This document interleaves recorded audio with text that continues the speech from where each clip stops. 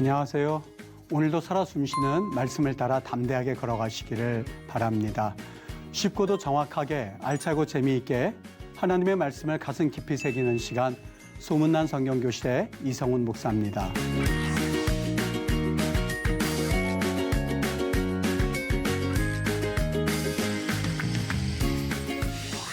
여러분, 지난 시간에 나눈 내용을 기억하시는지요?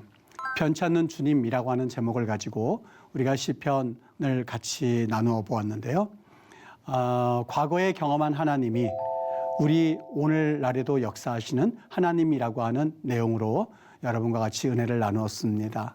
오늘 여러분과 함께 나눌 이야기는 어둠 속 주와 함께라고 하는 제목을 가지고 시편 23편을 묵상하도록 하겠습니다.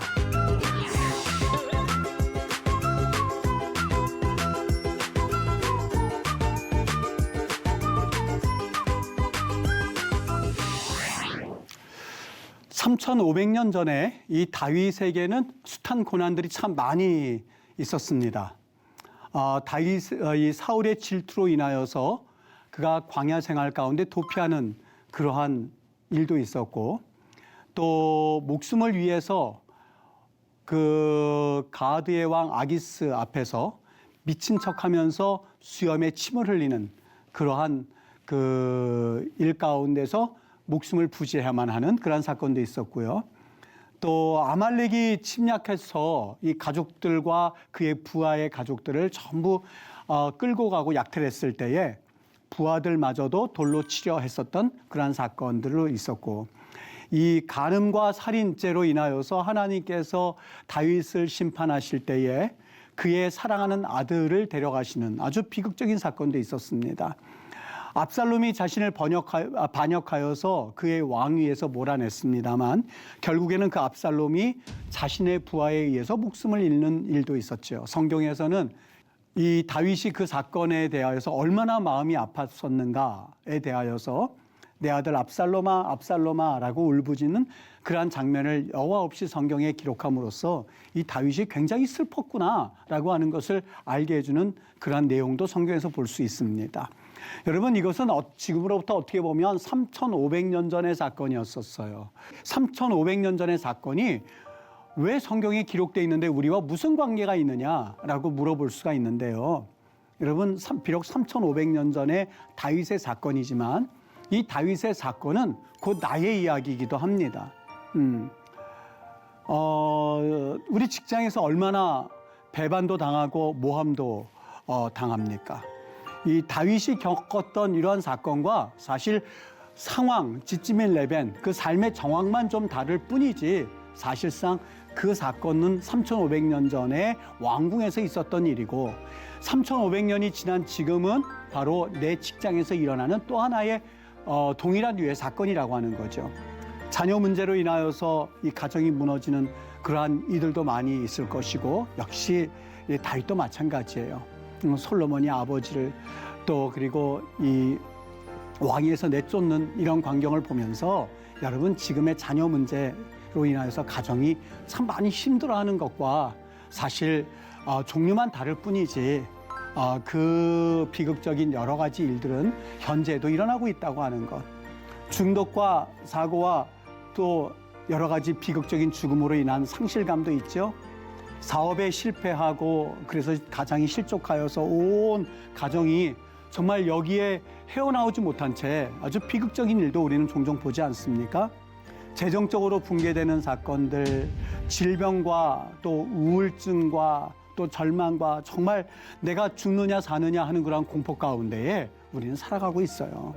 여러분, 여기에서 말하는 사망의 음침한 골짜기, 이거는 단순히 상징적인 이야기가 아니라 누구에게나 지나가게 되는 인생의 통로이기도 하고, 또 고통스럽고 두려움에 잠 못 이루지 못하는 그러한 우리에게 아픔을 가져다주는 공통적인 사건이기에 오늘 다윗의 인생과 나의 인생에는 항상 고난의 골짜기가 있구나 하는 것을 우리는 부인하지 못할 것입니다. 여러분, 이런 상황 가운데서 오늘 다윗은 어떻게 반응했을까? 이런 상황에서 굳이 나는 믿음이 있습니다 라고 하면서 견디는 척하지 않았어요.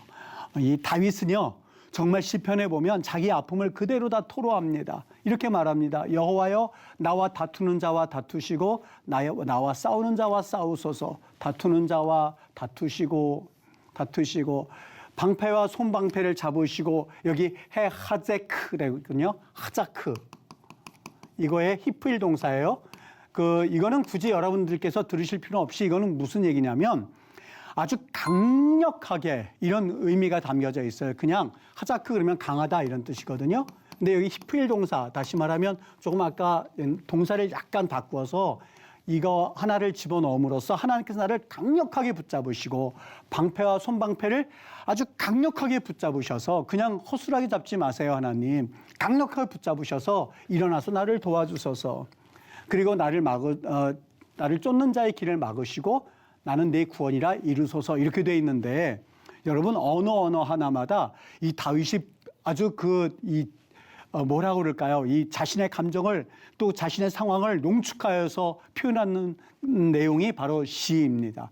여기 다투소서라고 하는 것이 예리바이라고 돼 있는데 이 리브라고 하는 그 단어의 변형 형태거든요. 여기 리브 뭐라고 돼 있죠? 변호하고 논박하다. 법정에 고소를 당했으니 그에게 대해서 변호하소서 이 뜻이에요.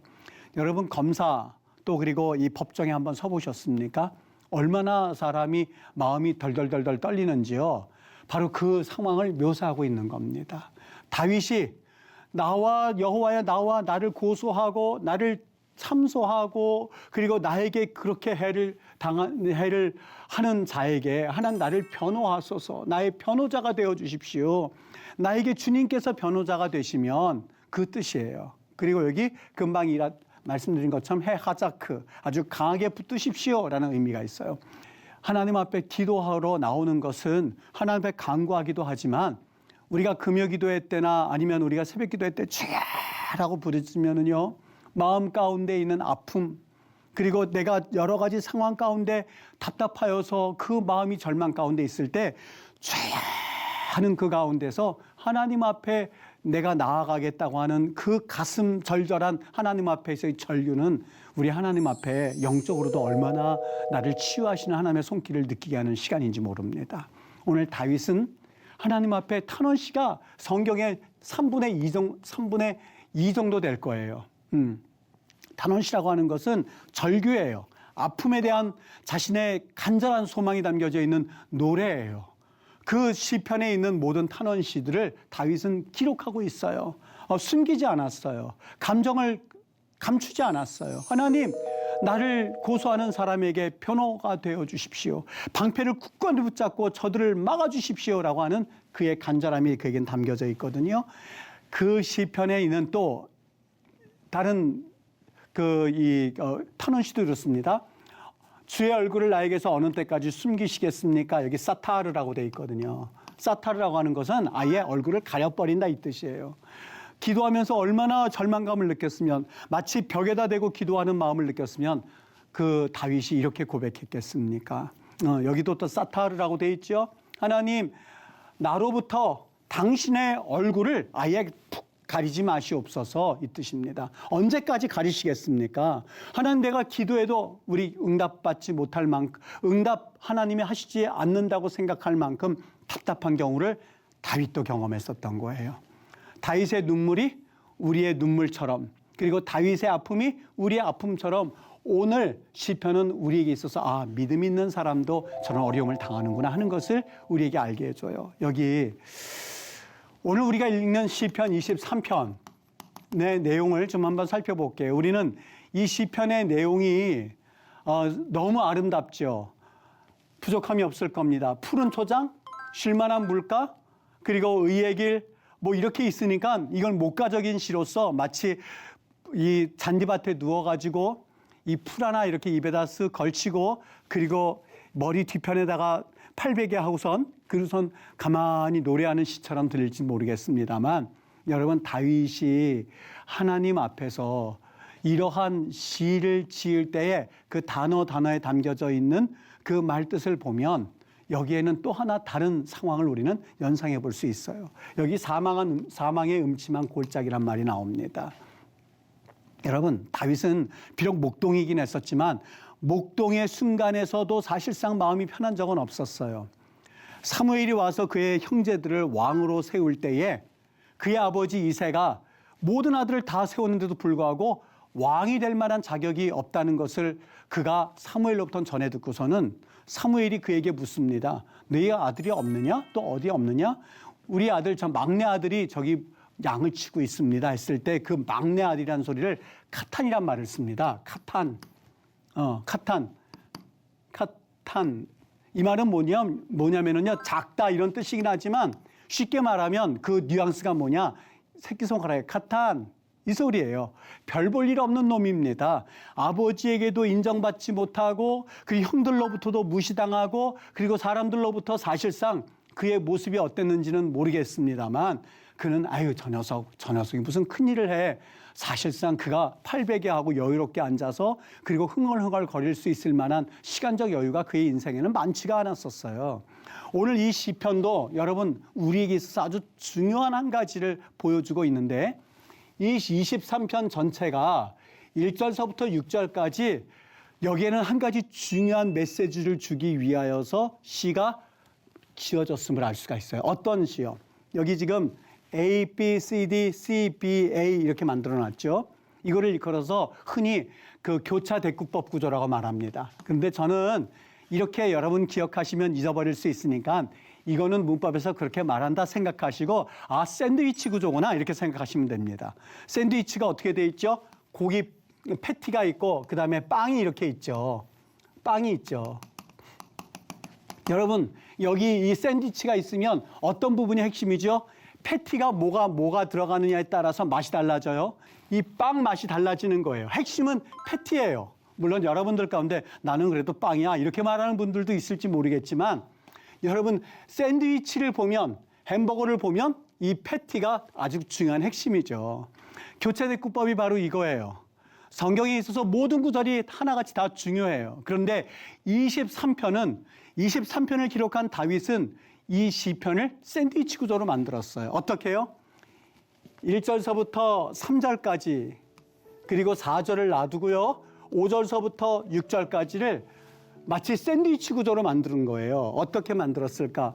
여호와는 나의 목자시니 부족함이 없으리로다 라고 하는 주님과의 관계성에 대한 노래를 여기 6절에서 그렇게 했어요. 여호와의 집에 영원히 거하리로다. 관계성에 대해서 표현하고 있어요. 1절과 6절이 똑같아요. 그 다음에 2절에 보면 그가 나를 푸른 초장 쉴 만한 물가로 인도하십니다. 인도하심. 그리고 하나님의 성품에 대해서 나와 있죠. 여기 5절에서 역시 하나님은 선하심과 인자하심을 가지신 분입니다. 하나님의 성품에 대해서 노래하고 있죠. B와 B-가 같고 A와 A-가 같고 그 다음에 C와 C-는요. 내 영혼을 소생시키시고 하나님께서 나를 의의 길로 인도하실 것입니다. 하나님이 나를 인도하십니다. 에 대해서 말씀하고 있고 C-는 어떡하죠? 원수 앞에서 상을 베푸실 것입니다. 그리고 내게 기름을 부으실 것입니다. 하나님의 보호와 하나님의 인도하심을 노래하고 있어요. 그러면 구조가 어떻게 되어 있습니까? A와 A-는 뭐예요? 빵이에요. 빵. B와 B-는 이것도 역시 빵이에요. C와 C-는 이것도 역시 빵이에요. 그리고 D가 바로 패티라고 볼 수가 있는데 이 패티의 내용이 뭐냐? 내가 사망의 음침한 골짜기를 다닐지라도 내가 여러 가지 재정적으로 그리고 사울에 의하여서 그리고 가드왕 아기스 앞에서 골리앗 앞에서 내가 사망의 음침한 골짜기를 다닐지라도 이것도 역시 아직까지는 빵에 불과해요. 근데 진정한 4절에서 가장 중요한 패티는 뭐냐? 그는 뭐냐? 주께서 나와 함께 하심입니다. 라고 하는 것을 이야기하기 위하여서 때로는 그의 인생 가운데 사망은 음침한 골짜기를 다닌다 한다 할지라도 내게 있어서 가장 중요한 핵심이 하나가 있다면 주님께서 나와 함께 하심. 왜요? 그것이 왜 중요하냐? 그분은 내게 있어서 부족함이 없는 분이고 내게 있어서 그분은 쉴 만한 물가로 인도하시는 분이고 나를 소생시키시는 분이고 원수 앞에서 상을 베푸시는 분이시고 선하심과 인자하심이 그리고 여호와의 집에 영원히 거하게 하실 인도자가 되시기 때문에라는 그 내용의 4절에 이 부분을 말하기 위하여서 사실상 23편은 단순히 목가적인 시라기보다도 그의 인생 가운데 아주 힘들고 어렵고 지치고 그리고 좌절과 절망이 있는 그 인생에 있어서 진정으로 그 사망의 골짜기를 벗어나게 할 수 있는 유일한 방법이 있다면 하나님이 나와 함께 하십니다. 오늘 이 다윗은 우리에게 있어서 아주 중요한 메시지 하나 줍니다. 그의 인생 가운데는 절망과 좌절과 낭만과 그리고 위험과 목숨에 그 달려있는 그런 비극적인 여러 가지 사건 앞에서도 그가 그 모든 것을 견딜 수 있고 이길 수 있었던 유일한 이유가 있었는데 한 가지 주님께서 나와 함께 하심이라는 임마누엘의 하나님을 그는 시편 23편을 통해서 우리에게 메시지로 주기를 원했던 거죠. 하나님께서 함께 하실 때에 하나님의 지팡이와 하나님의 막대기가 우리를 보호하고 우리를 인도하실 것입니다. 라는 그 내용은 바로 다름이 아니라 하나님이 그 다윗의 인생 가운데에 그런 역할을 해 주시겠다고는 하나의 신호예요. 하나의 메시지예요. 그것이 23편에서 우리에게 주고자 하는 하나의 결론이에요. 여러분, 하나님의 임재, 우리 주님께서 요한복음에 보면 이제 곧 예수님께서 돌아가실 것을 알고 있는 제자들이 불안에 떨었어요. 그때에 주님께서 약속하신 것이 하나 있습니다. 내가 올라가서 너희를 위해서 처소를 예비할 거야. 그 대신 주님께서 뭐라고 그러세요? 내가 너희에게 성령을 보내리니. 여러분, 그것이 그 제자들에게 무슨 선물이 되겠어요? 그런데 내가 너희들에게 성령을 보내리니 라고 하는 그 말씀은 이제부터 나는 올라가지만 내가 너희들과 함께 하겠다고 하는, 지금은 시공과 공간 가운데에 너희들 각자 다 퍼져 있을 때는 나도 육신을 가지고 있기에 나름대로 어떤 그 제한은 가지고 있지만 내가 이제부터 더 하늘에 올라가서 내가 너희들에게 성령을 보내면 그 성령은 시간과 공간을 초월하여서 너희들과 다 같이 함께하는 임마누엘의 하나님이야 라고 하는 것을 그 제자들에게 말씀해 주셨던 그 말씀처럼 오늘 시편 23편에서는 하나님의 임재에 대하여서 다윗이 노래하고 있었던 거예요. 그거면 해결이 된다는 거예요. 어떻게 해요? 하나님이 위안을 주시고 하나님이 돌보시고 하나님이 보호하신다고 하는 실체가 된다고 하는 것을 사실상 성경에서는 23편의 말씀을 통해서 우리에게 주기를 원했던 것이죠. 자, 여기 여러분 이제 결론을 한번 맺어보도록 할게요. 정말 복은 뭘까? 여러분, 복은 아무런 문제가 없기 때문에 우리는 복이다라고 말하지는 않습니다. 진정한 복은 문제가 없는 삶이 아니라 정말 함께 울어주시고 함께 할 수 있는 하나님이 계시다는 것이 복이다. 고난이라고 하는 것은 예외가 아니라 조건입니다. 즉, 고난은 특별한 사람의 일이 아니라 모든 사람의 공통적인 언어다. 여러분, 시편 23편을 보면서 목가적인 시라고 좋아하셨습니까? 절대 그 시를 지은 다윗은 단 한 번도 이 고난과 어려움에서 해방된 적이 없었던 인물처럼 우리에게 성경은 계속해서 그의 인생의 어려움을 우리에게 보여주고 있습니다. 여러분, 성경에서 뭘 말하고 하는 걸까? 그런 분들에게 시편 23편은 죽음의 골짜기라는 단어를 통해서 여러분, 나도 그 길을 걸어봤어요. 여러분, 나도 사골세에서 쫓겨나는 그러한 일도 경험해 봤어요. 여러분, 나도 직장에서 쫓겨났어요. 쫓겨나 봤어요. 여러분, 나도 건강을 잃어봤거든요. 여러분, 나는 정말 그 가운데서 미친 사람처럼, 정신이 나간 사람처럼 그렇게 돌아다녀 본 적도 있었어요. 얘기를 하고 있어요. 고난은 피할 수 없는 길이지만 우리는 그 고난 가운데서 어떻게 더 든든하고 더 단단하고 그리고 따뜻한 사람이 되어줄 수 있을까? 여러분, 다윗이 우리에게 한 가지 중요한 메시지를 줍니다. 고난이 있느냐 없느냐가 문제가 아니에요. 여러분, 인생 가운데에 고난 없는 사람들이 어디 있겠습니까? 제가 목회를 하면서 때로는 성도님들을 보면서 한 가지 배운 게 있습니다. 아, 그렇구나. 저 가정만큼은 문제가 없는 것 같은데 이 가정만큼은 좀 편안하게 사는 것 같은데 그 가정의 이야기를 들어보고 이 가정의 이야기를 들어보면 마음 아프지 않은 사연을 가지지 않은 집이 없어요. 모든 가정들이 다 마음 아픈 사연을 하나씩은 다 가지고 있어요. 여러분, 고난이 있느냐 없느냐 여기에 중점을 맞출 것이 아니라 시편 23편은 그 빵들을 보십시오. 빵들을 보면 전부 다 우리에게 한 가지 중요한 메시지를 주는데 모든 사람에게 있어서 고난은 다 있다고 하는 것을 사실 보여줘요. 원수란 말도 있었죠.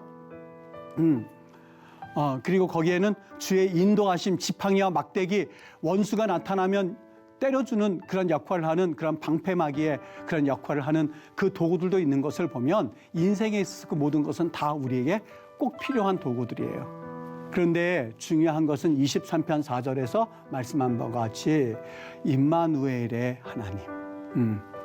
내가 정말 사망의 음침한 골짜기를 걷는다 한다 할지라도 해를 두려워하지 않는 것은 그 4절의 핵심을 두고 다윗이 말하고 싶었던 거예요. 뭐요? 여호와께서 나와 함께 하심이라. 문제 없는 삶이 아니라 문제 속에서도 함께 계신 하나님을 보는 것이다. 진짜 선물이라고 하는 것은 문제를 해결해 주는 것이 아니라 정말 하나님께서 나의 손을 붙잡고 그 어둠의 골짜기와 함께 있느냐. 지금 여러분들에게 23편과 적용시켜 본다면 여러분, 지금 여러분들의 불행과 아픔은 문제가 있기 때문에 그 불행하고 아픔이 있는 것이라기보다도 하나님과 관계를 가지고 있습니까? 하나님께서 여러분 삶에 함께하고 있습니까? 하는 것을 성경에서 묻기를 원하고 있고, 그리고 그 질문 앞에 우리는 답을 하셔야 할 것입니다. 문제 한복판에서 나와 함께 하신 하나님의 얼굴을 여러분들은 보고 있습니까? 하는 것을 시편 23편에서 우리는 그 질문을 듣고 여기에 답을 하셔야 되는 거죠. 우리 한번 시편 23편을 다시 한번 좀 읽어봤으면 좋겠습니다. 여호와는 나의 목자시니 내가 부족함이 없을 겁니다. 왜요? 우리 여호와 하나님이 나를 푸른 초장에 누이시며 실간한 물가로 인도하실 겁니다. 아직은 아니라는 거죠. 내 영혼을 소생시키시고 자기 이름을 위하여 의의 길로 인도하실 겁니다. 그리고 정말 중요한 핵심을 말씀하고 있는데, 내가 사망의 음침한 골짜기로 다닐지라도 해를 두려워하지 않을 겁니다. 그것은 문제가 그냥 해결되는 그런 자신감에 비롯된 그런 고백이 아니라 주님께서 나와 함께 하시는 임마누엘의 하나님을 그는 고백하고 있고, 그분께서 주의 지팡이와 주의 막대기로 나를 안위하실 것이기 때문입니다. 주께서 내 원수의 목전에서 내게 상을 베푸실 것이며 기름으로 내 머리에 바르셨으니 내 잔이 넘칩니다. 내 평생에 선하심과 인자하심이 정녕 나를 따르리니 내가 여호와의 집에 영원히 거하게 될 것입니다. 라고 하는 그 내용을 여러분과 같이 한번 나누어 보았습니다. 여러분, 유익한 시간 되셨습니까? 오늘 수업은 유튜브를 통해서 다시 보실 수 있습니다. 시편의 말씀을 마음에 품고 하나님의 위로와 사랑을 깊이 누리는 여러분 되시기를 소망합니다. 다음 시간에는 시편 34편을 우리가 통해서 은혜를 나눌 텐데요. 인생의 알파벳이 무너졌을 때라고 하는 제목을 가지고 여러분과 같이 은혜를 나누도록 하겠습니다. 말씀의 은혜로 기쁨이 넘치는 하루 되시기를 바랍니다. 여러분, 다음 시간에 반갑게 찾아뵙겠습니다. 감사합니다.